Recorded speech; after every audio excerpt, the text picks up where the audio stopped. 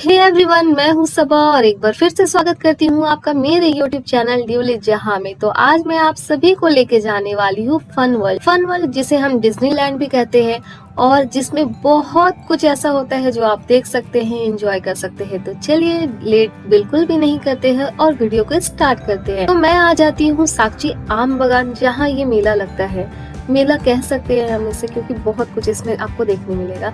तो सबसे पहले लिया मैंने एंट्री टिकट जो कि 20 रुपीज में थी और इसके साथ मैं चले जाती हूँ अंदर की तरफ। तो यहाँ से मैं आगे बढ़ जाती हूँ और इन अंकल को मैंने वो टिकट लिए जो मैंने अभी अभी खरीदे थे क्योंकि ये परंपरा पूरी करनी जरूरी होती है अंदर जाने के लिए।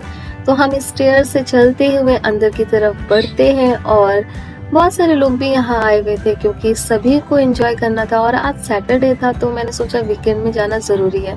वीडियो मैं थोड़ा लेट अपलोड कर रही हूँ, मुझे संडे ही कर देना चाहिए था बट मुझे थोड़ा काम की वजह से देर हो गया इसलिए मैंने किया नहीं। अब आते हैं गाइज, लेफ्ट साइड में एक फन वर्ल्ड की ऑफिस है जहाँ से शायद ये अनाउंसमेंट करते हैं अगर कोई बच्चा खो जाता है या किसी को कोई सामान इनको मिल जाता है तो इस वजह से ये ऑफिस बना के रखा हुआ है यहाँ। देन मैं सबसे पहले एक दुकान में आती हूँ जहाँ स्वीट्स की शॉप है और ये खुद से बनाया हुआ स्वीट्स इनका होता है तो मुझे ये बहुत अच्छा लगता है खाने में। पर गाइस मैंने यहाँ से ना इस बार कुछ भी नहीं लिया क्योंकि मैं यहाँ अंदर जब आई थी तो मैंने अपने माइंड में फिट कर लिया था कि मैं सिर्फ और सिर्फ ब्लॉग में फोकस करूंगी, कुछ भी यहाँ से परचेस नहीं करूंगी क्योंकि अगर मुझे शॉपिंग करना होगा तो मैं नेक्स्ट टाइम जरूर आऊंगी और यहाँ से जितनी भी शॉपिंग करनी है मैं कर लूंगी। तो बढ़ते हैं, ये क्लोथ्स शॉप था जहाँ पर 150 to 200 रुपीज में आपको trouser, T shirt and top, kurti, बहुत सारी चीज आपको मिल जाते हैं अंडर 300 रुपीज। देन इसके बाद मैं यहाँ से आगे बढ़ती हूँ। गाइज मैं आपको एक एक कॉर्नर पे एक एक शॉप पे लेकर के जाऊंगी जहाँ आपको पता चल जाए। अगर आप नहीं आए तो आप देख सकते हैं कुछ चेंजेस आया है कि नहीं आया है। लास्ट टाइम जब मैं यहाँ आई थी, मतलब पिछले साल जब मैं यहाँ आई थी तो यहाँ बहुत सारी ऐसी चीजें थी जो मुझे देखने को नहीं मिली थी। तो गाइज आप भी देखिए यहाँ कुछ कुछ नए चीज भी आए हुए हैं। तो यहाँ आगे बढ़ते ही मैंने बहुत सारे शॉप को देखे और एक फुटवेयर था जहाँ आपको 250 रुपीज में 200 रुपीज में फुटवेयर मिलते हैं, जबकि अगर मेरी मानी तो साक्षी मार्केट में हमें 150 रुपीज से स्टार्टेड रेट रहता है। तो यहाँ कुछ कुछ ऐसे स्लीपर्स थे जो 150 वाले थे बट यहाँ 200 रुपीज में वो दे रहे थे। अब इन्होंने अंदर में स्टॉल लगाया है तो कुछ तो महंगा देंगे ही ना। तो गाइज फिर यहाँ से हम आगे बढ़ते हैं और एक स्टॉल में जाते हैं जहाँ बहुत सारे जैसे हम बेसिक यूज करते हैं ना, क्लेचर वगैरह, ये सारे कुछ मिलते हैं हम लेडीज के लिए। अब इस एक ऐसे शॉप में मैं आई थी जहाँ से मुझे बहुत अच्छी अच्छी चीज दिखे और यहाँ भीड़ थी पर मेरा मन था लेने का पर मैं यहाँ से ले नहीं पाई। सेकंड यहाँ आते हैं जहाँ बच्चों के लिए टॉयज थे, बहुत ज्यादा टॉयज नहीं थे बट अच्छे खासे थे जिससे आप ले सकते हैं। कुछ कुछ बच्चों को इंटरेस्ट होता है तो इसलिए यहाँ से ले सकते हैं। एंड देन एक शॉप आता है जहाँ पर भी बच्चों की ही शॉप है और उसके बाद मैंने ये देखा स्टॉल के और शॉल के शॉप थे और यहाँ से ज्यादा कॉस्ट तो नहीं था, इसके भी 200, 300, 400 के अंदर आपको सारे स्टॉल मिल जाएंगे और कुछ सूट के कपड़े भी यहाँ थे। और ये टी शर्ट वगैरह आपको 150 रुपीज जैसा लिखा हुआ है, 200 रुपीज लिखा है तो आपको इतने ही कॉस्ट के अंदर मिल जाएंगे। ये आप बाहर से भी ले सकते हैं। देन मैं आती हूँ बैंगल्स के शॉप में और यहाँ जैसे पहले सब खरीदते थे ऐसे बैंगल सब, और ये ना कड़ा है, कड़ा का जो कॉस्ट था वो थोड़ा सा मुझे इन्होंने लगा ज्यादा ले रहे हैं, 400, 500 रुपीज ऐसे करके ले रहे थे। देन हम झुमकी के शॉप में आ जाते हैं और झुमकी सब बहुत प्यारे लग रहे थे गाइस। 300 और 200, 500 ऐसे रेट्स में तो नहीं थे पर ये आपको 150, 160 के अंदर मिल जाते हैं। देन हम यहाँ आते हैं गॉगल्स शॉप में और बहुत अच्छे अच्छे थे, 100 रुपीज में आपको मिल जाएंगे। देन यहाँ आपको सॉफ्टी टॉयज मिलेंगे। देन हम आ जाते हैं क्रॉकरी शॉप में जहाँ का भी कॉस्ट 150, 250, अलग अलग वैरायटी, अलग अलग कॉस्ट इस पे डिपेंड करता है। तो हर बार ये लगाते ही है, जैसे पिछले साल भी था, हर साल ये सेम ही चीज इन्होंने दिखाया है, कुछ खास मतलब नया मुझे दिखा नहीं इसमें भी। फिर भी गाइस मैं आपको इस पूरी दुकान की विजिट करवाती हूँ क्योंकि आप अच्छे तरीके से देख ले कि इस दुकान में क्या क्या क्रॉकरी आई हुई है, कौन सा सेट आपको बहुत ज्यादा अच्छा लग रहा है और क्या आप यहाँ से ले सकते हैं। अब मैं आ जाती हूँ उनके शॉप में जहाँ नेकलेस थे और ये सिर्फ और सिर्फ 200 रुपीज में था। बहुत अच्छे अच्छे थे गाइज, मुझे बहुत ज्यादा पसंद आया। मुझे तो ऐसा लगा कि मैं 2-4 ले लूँ बट आपको जैसे मैंने बताया कि मैं नहीं ले पा रही थी ब्लॉगिंग के चक्कर में। देन हम आगे बढ़ते हैं और यहाँ मिल जाता है हमें किंग टैटू शॉप जहाँ से में आप टैटू करवा सकते हैं। तो मैं कोशिश कर रही थी इन भाई साहब के बीच से जाकर के इनकी टैटू को देखूं, पर मुझे ऐसा मौका मिला नहीं, तो मैं वहां से वापस आ गई। देन मैं आ जाती हूँ स्कार्फ के शॉप पे, और यहाँ मैंने स्कार्फ देखा, कॉटन के थे, कुछ सिल्क और साटन के भी थे, जो हमें 350 रुपीज में मिल जा रहे थे, और ये अच्छी वैरायटी थे, आप यहाँ से भी ले सकते हैं। अब एक शॉप था चंचल हैंडीक्राफ्ट। यहाँ आने के बाद मुझे बहुत अच्छा लगा, ये जिसके घर को आप लाइटिंग करने के लिए यहाँ से बहुत सारे सामान ले सकते हैं। बहुत खूबसूरत खूबसूरत सामान थे यहाँ। इनके कॉस्ट मैंने नहीं पूछी, बाय मिस्टेक मैं भूल गई।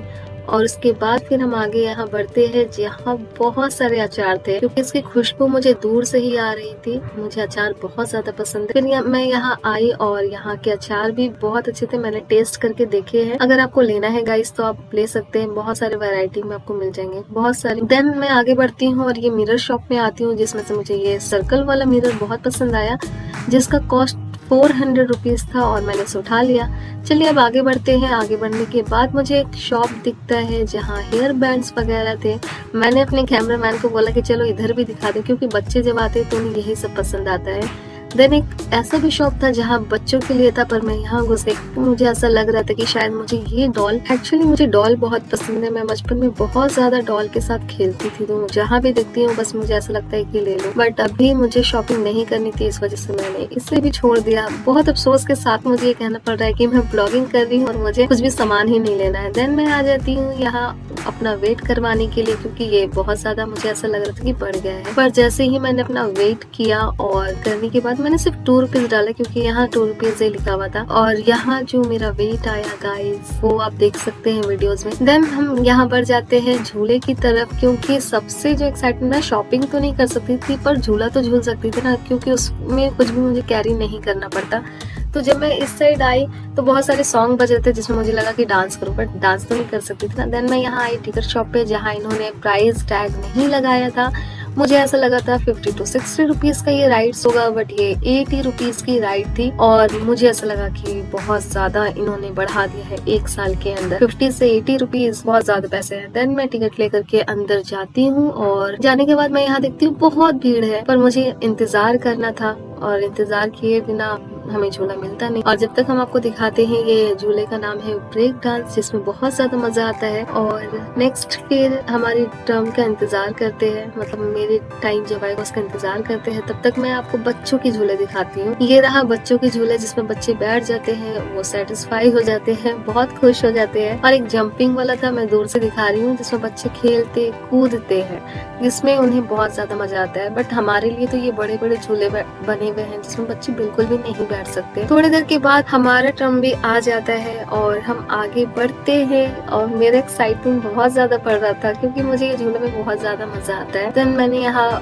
दिया टिकट, और टिकट देने के बाद फिर मैं देखने लगी कौन से झूले में बैठूं। तो एक झूला ऐसा था कि मैं यहाँ बैठने जा रही थी, तो मुझे झूले वाले ने कहा नहीं मैम आप उस झूले पे बैठ जाओ। गाइस मैंने आपको कहा था कि बच्चे झूला नहीं झूलते हैं, पर 2-3 बच्चों को मैंने देखा कि बहुत गर्ट्स के साथ वो बैठ रहे हैं, मेरे पीछे ही वो बैठे थे। तो मुझे इस बात से मतलब बहुत अच्छा भी लगा कि देखो इनमें कितना डेयर है। तो अब मैं यहाँ रिकॉर्डिंग करने लग जाती हूँ, पर मुझे थोड़ा ऐसा डर लगता है कि कहीं ये ब्रेक डांस से झटका मारेगा तो मेरा फोन ना गिर जाए, तो और मेरा ब्लॉगिंग यहीं रह जाएगा। तो मैंने जल्दी जल्दी थोड़ा सा रिकॉर्डिंग किया, और जैसे ही झूला स्टार्ट होता है मैं जल्दी से अपने फोन को डर के मारे अपने बैग के अंदर रख लेती हूँ, क्योंकि गिर ना जाए। देन मैं यहाँ आती हूँ शूट्स करने के लिए, क्योंकि मुझे ये भी बहुत पसंद है, और इसका कॉस्ट ना गाइस आपको 100 रुपीज मिल रहा था। इससे पहले मैं बनारस गई थी तो वहाँ 20 रुपीज करके था, यहाँ 100 रुपीज ले रहा था। देन मुझे एक झूले से सेटिस्फेक्शन नहीं मिला गाइस, और मैंने सोचा कि नहीं जब तक 2-3 झूले ना झूल लूं मैं यहाँ से जाऊंगी नहीं। तो ये सारे झूलों को मैंने देखा, और मुझे ऐसा लग रहा था कि ये सब के सब बच्चों वाले झूले हैं, मुझे बिल्कुल भी अच्छा नहीं लग रहा था। फिर मैंने एक झूला देखा जिसका नाम है बिजली झूला, और मुझे थोड़ा सा बुरा लग रहा था कि इतना ज्यादा महंगा मिल गया। तो फिर मैंने 2 टिकट लिए, मैं अपने लिए और मेरे जो कैमरा की बिहाइंड है उसके लिए, और हम यहाँ से टिकट लेकर के बढ़ जाते हैं ऊपर, मगर मेरी हाथ फंस गई थी, जिसमें मुझे थोड़ा सा हंसी आ गया। और फिर टिकट लेकर के हम यहाँ भी आगे बढ़ते हैं, और झूले में बैठने के बाद मेरी हिम्मत तो नहीं होती कि मैं अपने फेस को दिखाऊं, क्योंकि बहुत खराब मैंने एक्सप्रेशन दिया था झूले में बैठने के बाद। तो वो सीन को मैंने कट कर दिया, और यहाँ से आप देख सकते हैं ये झूला के स्पीड कितना था, इस झूले में कितना ज्यादा मजा आता है। अगर गिर गया इंसान तो पूरा गया। खैर जब इस झूले पे हम बैठते हैं, और बैठने के बाद आप गाइस देख सकते हैं मुझे डर इतना लग रहा था, मुझे ऐसा लग रहा था कहीं मैं नीचे ना गिर जाऊं। पर ब्लॉगिंग करना था और बैठ भी गई थी तो उतर तो सकती नहीं थी क्योंकि झूला स्टार्ट हो गया था। क्योंकि सारे झूले तो बिजली वाले ही होते हैं, बट इसका नाम ही हमने बिजली झूला रख दिया, जिसका प्राइस था 100 रुपीज। ये क्या, ये तो ब्रेक डांस से भी महंगा निकला। और यहाँ से हम देखते हैं नीचे का नजारा, जो कि